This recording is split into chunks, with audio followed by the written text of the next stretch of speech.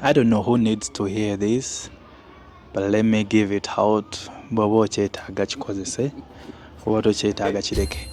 Okay, nina mukwano gwange yaŋŋambye nti lwaki bw'ateekako data we tugeze GB ng'emu asobola omukozesa for certain time n'amukozesa n'abanga kwali, naye bw'abanga ataddeko tugeze hotspot ng'ataddeko abantu abalala data adduka nnyo ekyensusso. Konze of course oba osuubira ki? Oba osuubira ki? Kubanga just know abantu abo b'otaddeko mukwano, then bo baba bakulabanga wifi, tebakulabanga data nga gwe omulaba ku ssimu yo. They see you as wifi. Okitegeera mukwano? So bw'obanga olaba data adduka nnyo, just know nti abantu mu settings z'essimu zaabwe mulimu settings ezigamba nti some apps will run nga wifi is available.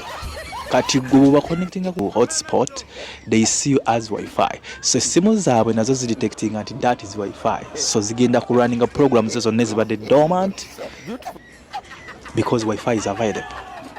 Kituufu omuntu ojja mugamba naye nakakuteekako dakiika mu data wange nga adduse yo naŋŋamba ali ku 90%.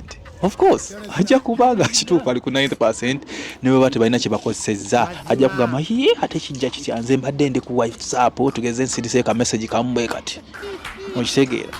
Kati n'olw'ensonga ekyo nga tonnakuteeka abantu hotspot zo weegendereze kubanga amasimu galina settings ezo, ekyo kyo kiri automatic. Ne bwe ziba updates bw'oba otaddeko data essimu yo nga yini intelligence ekugamba nti bw'oba okozesa kino it will incur some cost bw'oba okozesa data. Ne bwebeera ku wifi terina kyekunyega kubanga eba emanyi wifi that is data aba mungi nnyo.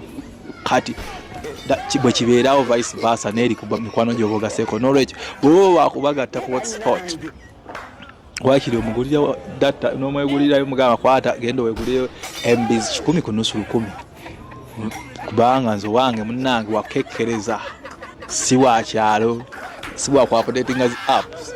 Nze nkugambye ajjako wedda ombugibi negenda bati nakakiteekako dakiika emu nayinte gundi nessimu terina nakyekoze nti yes automatically bwekitibwe kirina okubeera nti nno settings ezaabali bootaddeko mu masimu gaabwe zimwe eziri ezikolera ku wifi.